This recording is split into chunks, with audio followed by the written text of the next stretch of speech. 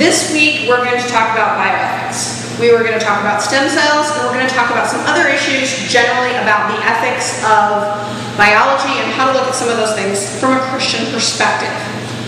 We as Christians, of course, have a worldview, which we talked about in the first week. There are ethical decisions that need to be made. Genetics is a good example. We talked, if you looked at the other videos, or will look at the other videos, we'll talk about genetic enhancement. When is the line drawn between a disease that we want to cure for and enhancement in terms of embryo screening? So of course you want to screen your embryo, for example, two parents that could have sickle cell anemia. They want to screen their embryos so that they don't have children with sickle cell anemia. That seems reasonable. But then what about people who are short? And they're like, I think shortness is a disease, and I want to screen my children to be tall, or to have blonde hair, or blue eyes, or to be smart, or to be thin, or to be athletic. It's a very, very strange line. So that's kind of the topic of the week. One of the ways that doctors in the medical professions do this is there's 4 principles of medical ethics. So we are going to dive into medical ethics because I think it's very fun. I've given you these 4 on a handout, and I've also given you some cases to work through. It's not always black and white. It's very, you hear about stuff on the news and you're like, well, how can they make that decision? When you read through some of these cases, I think you'll understand that some of these decisions are very hard to make. It's not black and white, it's not Christian or non-Christian. It's very hard to make these decisions. The 4 principles of medical ethics. Beneficence is the first one. This means to do good. So a doctor has the obligation to do good. The second one is non-maleficence.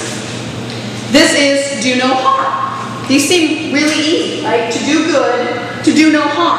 How could these possibly be a problem? Autonomy. This is to control your own destiny. This is my right to say no to a procedure. This is my right to have a choice in the way I am treated as a person. This is a little bit different for Christians because, of course, we believe that we sort of have a higher being, and so we are called to something higher.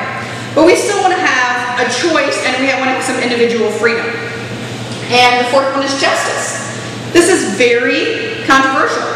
Who deserves care? Of course, we would say universally everyone deserves care. Everyone deserves justice. But at some point, you will look in some of the cases. Does someone deserve a $2 million surgery that has a 1% chance of working? Do they? One of the things I learned, I co-taught a similar class with, at the time, someone who was helping as the Surgeon General of the state of Florida. And what he really made me see is healthcare is not an unlimited pot of money. If you do the experimental surgery so that person gets justice, that $1 million surgery or that $2 million surgery, that probably takes out of the pot of money for the state of Florida or the state of Illinois the money to do free prenatal care for low-income women, possibly affecting 5,000 women.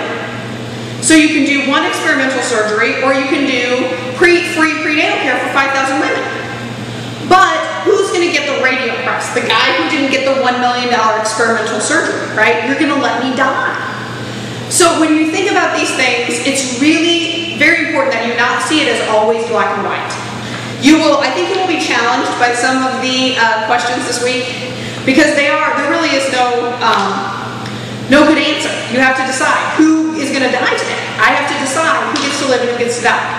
And that's what medical ethics usually is. Who gets the procedure and who doesn't get the procedure.